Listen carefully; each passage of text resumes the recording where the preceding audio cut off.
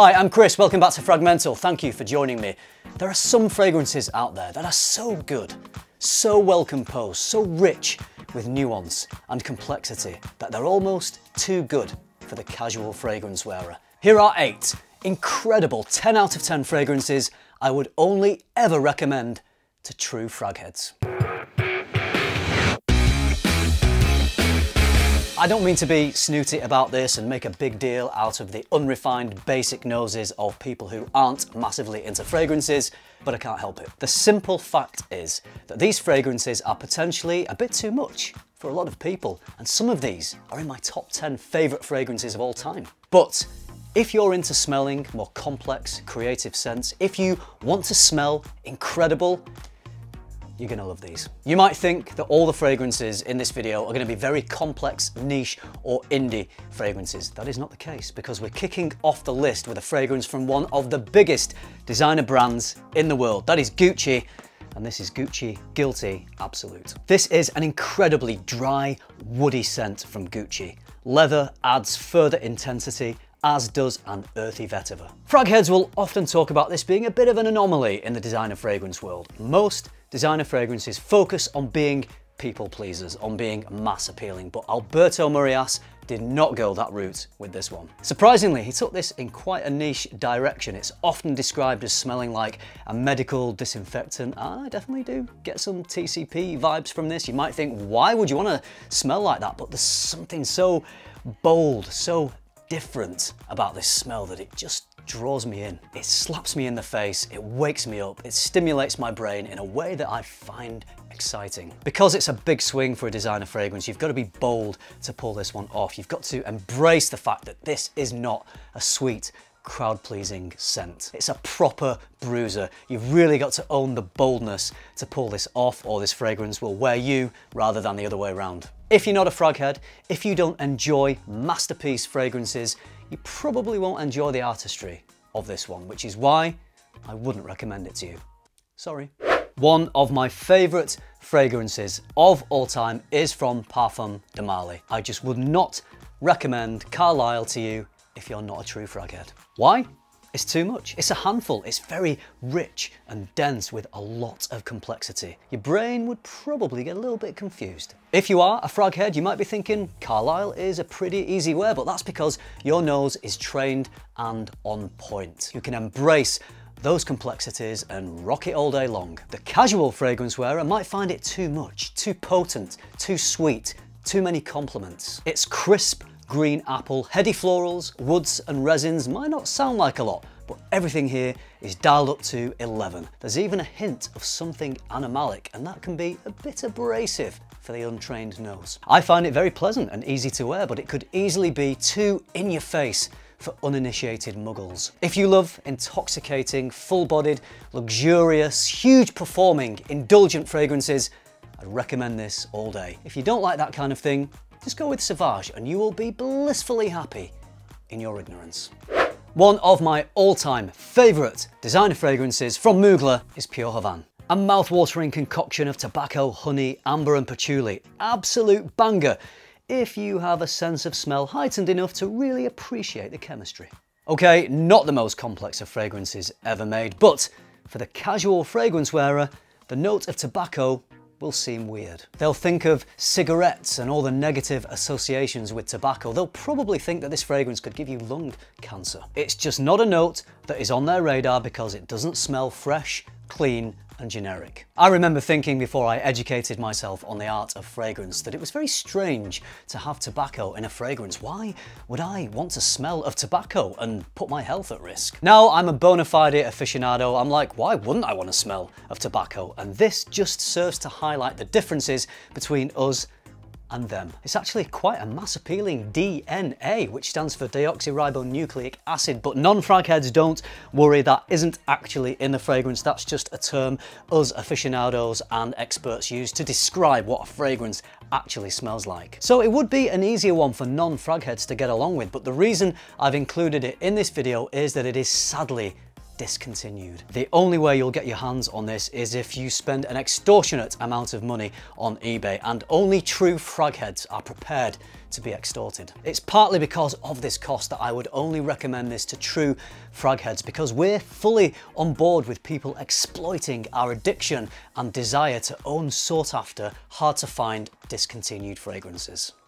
Now, this fragrance is a lot. It's wild, and you will only be prepared to go on that wild ride if you've given your nose a proper education. Royal Tobacco from Amouage. Lots of complex Middle Eastern resins, birch tar and licorice. Non-frag heads probably wouldn't be that bothered about this incredibly beautiful bottle. Again, we're talking tobacco, and this time it's a jab straight up the nostrils, directly into the center of your brain. And like my fellow frag heads, I love that. Feels great. Non-frag heads just don't appreciate a sharp jab to the brain in quite the same way. Compared to this, Purehavan is like the gentle waft of sweet pipe tobacco from someone stood a few meters away. This is like having a cigar shoved into your nasal passages. It's wild, it's bold, it's phenomenal. If 1 million Royal from Paco Rabanne is about your royal limit, best avoid this royal banger. If you love fragrance as much as I do, head over to my online store luxparfum.co.uk. You'll find my favourite brands plus brands you can't find anywhere else in the UK. Link is in the description.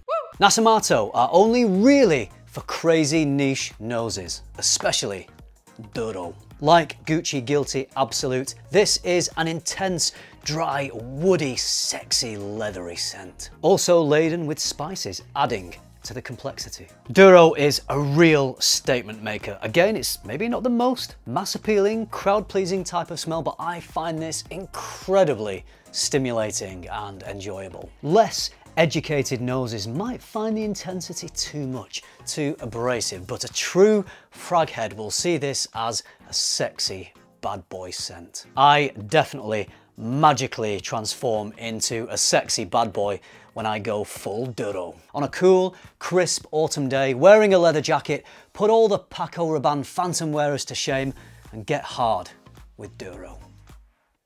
Because that's what it means in English, hard.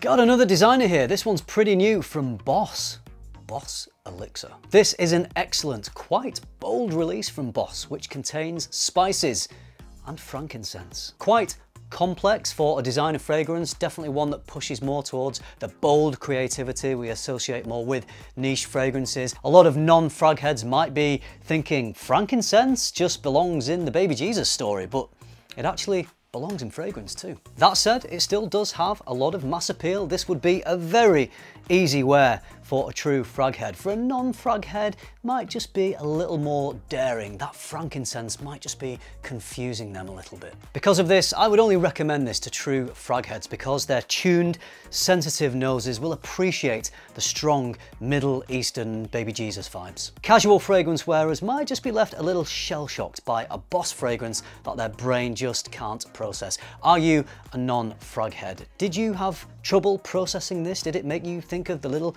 Baby Jesus? Let me know in the comments down below.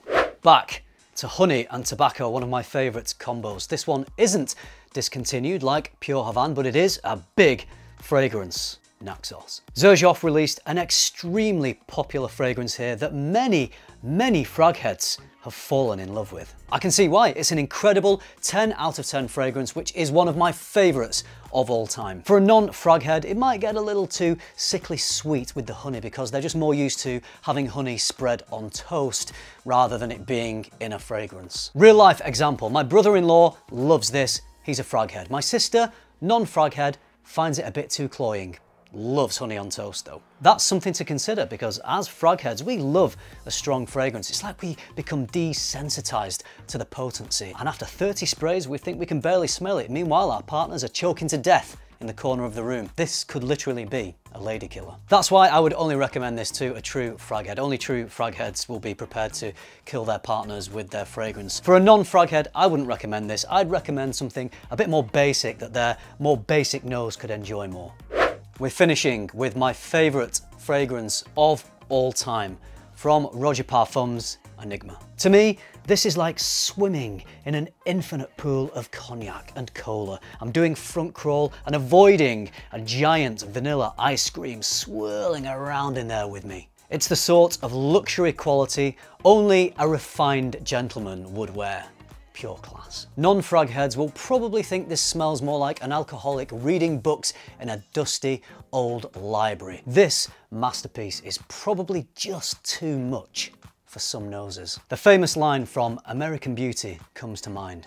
Sometimes there's just so much beauty in the world, I feel like I can't take it. That's what's happening with this fragrance.